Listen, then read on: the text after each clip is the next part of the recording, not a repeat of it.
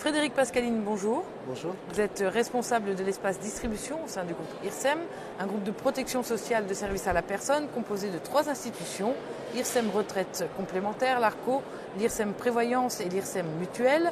Alors beaucoup d'obligations en termes de protection sociale pour les salariés quand on est chef d'entreprise. Tout d'abord au niveau de la sécurité sociale. Oui, alors vous avez l'obligation d'affilier vos salariés au régime de la sécurité sociale. Ce régime comporte 4 branches. La branche maladie, la branche accident du travail, la branche des prestations familiales et la branche retraite, l'assurance vieillesse. Également une obligation de cotisation de l'assurance chômage.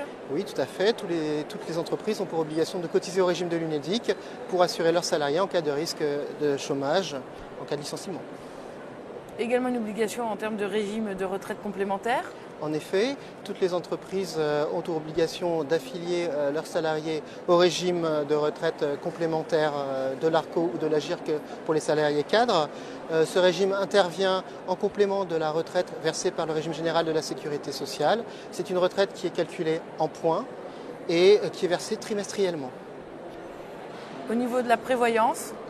Alors, au niveau de la prévoyance, les entreprises de services à la personne n'ont pas aujourd'hui de convention collective, ce qui fait qu'elles sont soumises aux obligations du Code du travail.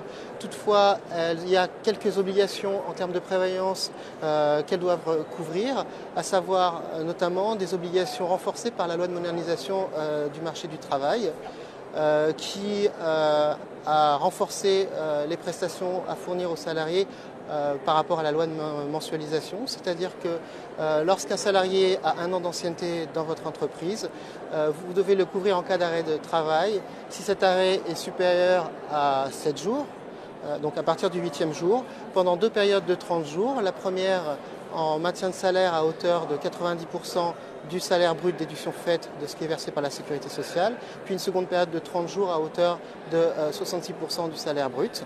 Il faut savoir qu'un salarié qui a plus de 5 ans d'ancienneté voit ces 2 périodes prolongées de 10 jours, et ainsi de suite par tranche de 5 ans d'ancienneté. D'autre part, la loi de modernisation du marché du travail a renforcé l'indemnisation en cas de licenciement du salarié.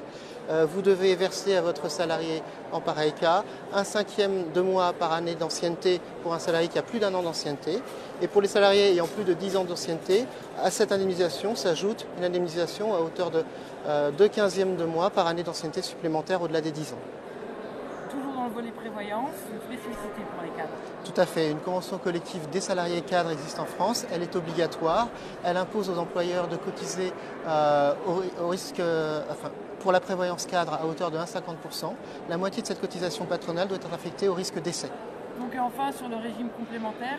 Donc vous pouvez aussi mettre en place par décision unilatérale de l'employeur un régime collectif de prévoyance dans votre structure. Toutefois, faites attention au formalisme de cet accord. Il doit être rédigé de manière aussi complète qu'un accord collectif.